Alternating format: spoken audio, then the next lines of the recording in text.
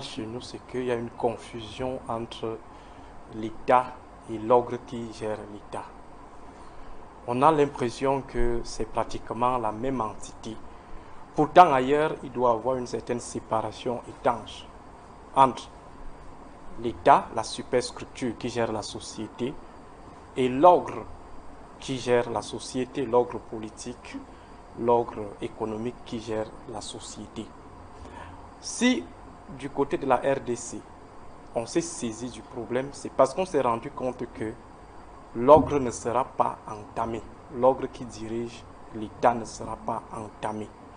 Or, dans le cas du Cameroun, étant dans une situation de confusion totale entre l'État et ceux qui gèrent l'État, parce qu'ils estiment que eux c'est l'État, forcément, si on engage des procédures pour obtenir une quelconque réparation, c'est reconnaître de manière implicite que ceux qui se confondent à l'État sont effectivement coupables ou sont impliqués dans l'affaire. Il faut rappeler à nos téléspectateurs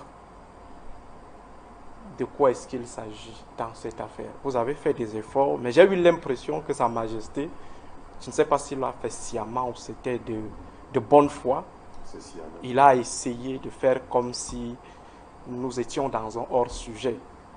Je ne sais pas qui est dans le hors-sujet finalement. C'est que une entreprise étrangère qui fait dans la négociation, dans la vente du pétrole ou des produits dérivés, dit avoir corrompu les responsables de certains États d'Afrique pour obtenir des marchés. Cette entreprise cite le Soudan du Sud, cite la RDC, cite le Cameroun, cite le Nigeria, cite la Côte d'Ivoire. Pour ce qui est du Cameroun, cette entreprise, par l'entremise de son avocat, dit qu'elle a versé 7 milliards de pots de vin aux autorités des entreprises camerounaises nommément citées dans l'affaire.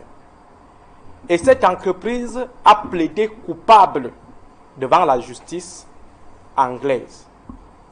Elle a reconnu ces faits et son avocat, dans ce cadre, a également reconnu qu'effectivement nous avons corrompu les gens dans ces pays. Et le Cameroun est donc impliqué.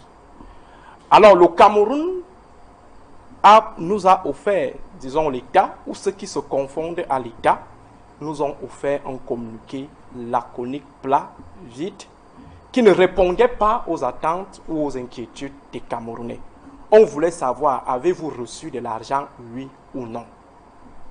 Alors on nous a pondu un communiqué qui, ma foi, est resté le seul élément de réponse de l'État du Cameroun. Dans un État sérieux, dans un pays sérieux, où il n'y a pas de confusion entre l'État et ceux qui gèrent l'État, on aurait engagé immédiatement des procédures pour voir clair, ne serait-ce que pour voir clair, pas pour légitimer ce qui a été dit par la justice anglaise, mais tout simplement pour voir clair. Les qui auraient donc reçu les 7 milliards reconnus par Glencore, par l'entremise de son avocat. Malheureusement, ceux qui sont aujourd'hui présentés comme des probables receleurs de cet argent, ce sont eux à qui l'État laisse la responsabilité de répondre.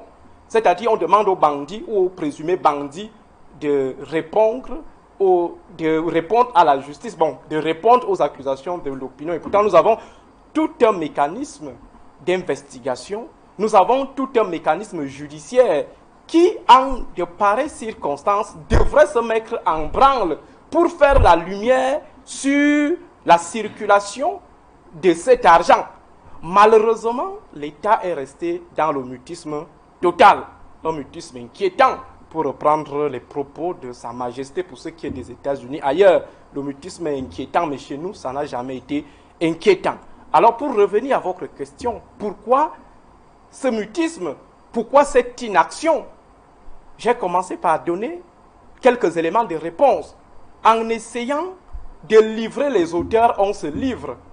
Ça veut dire que si on essaye de mettre la main sur les receleurs, finalement, ça sera l'État même ou ceux qui se confondent à l'État qui seront pris dans l'affaire. c'est quoi de la SNH au Cameroun?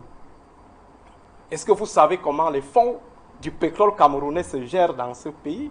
Est-ce que vous savez ce qui est mis dans le compte d'opération, le compte de souveraineté? Est-ce que vous savez quelles sont les portions qui sont réservées au bien-être des Camerounais et les portions qui sont réservées au bien-être de la présidence de la République et des institutions annexes?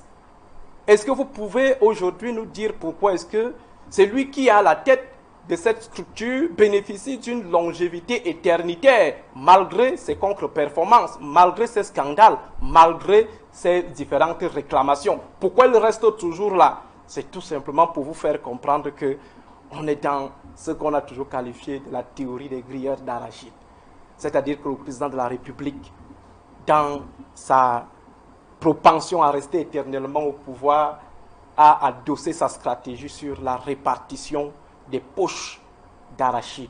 Il donne à tout un chacun et il laisse chacun faire dans son petit domaine. Et il faut rappeler que la corruption ou l'inaction face à la corruption est structurelle au Cameroun. C'est pourquoi, lorsque l'affaire déclenche, on se dit enfin, l'ogre dominant va se grouiller pour donner ne serait-ce qu'un semblant de vérité aux Camerounais. Mais c'était sans compter sur le fait que la corruption et l'omerta qui encadre la corruption était structurelle. Lorsque je parle de l'omerta, vous voyez des élites au Cameroun, des élites du RDPC ou de l'ordre dominant. Ces élites, on retire leur passeport. Elles ont toute la possibilité de fuir. Je prends par exemple le cas de Marafa Hamidou Yahya. Il avait deux alternatives. Nous connaissons bien les 1700 km de frontière du Cameroun avec le Nigeria, le côté de l'extrême nord. Si moi je suis allé à Banki, sans qu'on ne me demande quoi que ce soit en 2018, à pied, en plein cœur de la guerre contre Boko Haram, alors est-ce que ça pouvait dépasser à M. Marafa Hamidou Yahya de fuir? M. Marafa Hamidou Yahya pouvait par exemple politiser son arrestation en déclarant l'État indépendant du Sahel et il devait prospérer, on allait rentrer dans la négociation avec lui. Pourquoi il n'a pas choisi ces deux grandes options et préfère mourir? C'est qu'il y a l'omerta. C'est-à-dire qu'on ne s'accuse pas dans cette affaire. Le gourou central, c'est lui qui détermine à quel moment il doit activer la machine judiciaire. C'est lui qui contrôle la machine judiciaire. Donc, le détournement, la corruption, c'est structurel. Quand on dit que c'est structurel, ça signifie dans le cadre du structuralisme génétique de Bourdieu, la structure structurée structurante. C'est-à-dire qu'on a structuré un environnement qui sort maintenant des éléments structurés et ces éléments structurés structurent aussi l'environnement. De sorte que lorsqu'on sort de la structure, on est marginal. Ça veut dire quoi tout simplement? Lorsqu'on ne vole pas, on est un marginal. Lorsqu'on ne détourne pas, on est un marginal. Et ce sont ces réflexes-là qui tiennent pratiquement tout le monde, y compris le président de la République, qui est le fondateur, je dis bien le fondateur garant de cet ordre de détourneurs.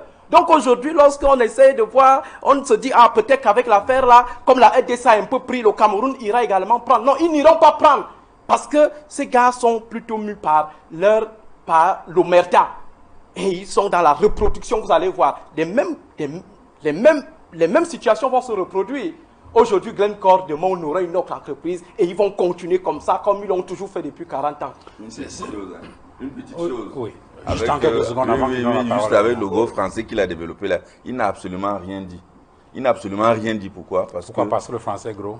Non pas seulement parce que le français est gros, non pas seulement parce que le français est gros, parce que les téléspectateurs ne comprennent rien. Structuralisme structurant et structurant le vol. Mais si vous n'avez pas compris, vous répondez alors quoi? Non, ça veut dire qu'il n'a absolument rien dit. Est-ce que oui ou non, nous avons une décision qui implique que les Camerounais, que tout le monde peut voir? Si oui, elle est où et comment nous allons procéder? C'est de ça qu'il est question. Okay. Le reste là, tout ça, c'est rien. Et finalement, vous n'avez aussi rien dit, Sa Majesté. En fait, j'ai le sentiment que Sa Majesté fait tout l'effort de brouiller toutes les pistes pour que personne ne comprenne rien. Vous avez vu qu'à la suite de vos questions, il est allé dans tous les sens pour à la fin ne rien dire du tout. Alors, Edmond, j'espère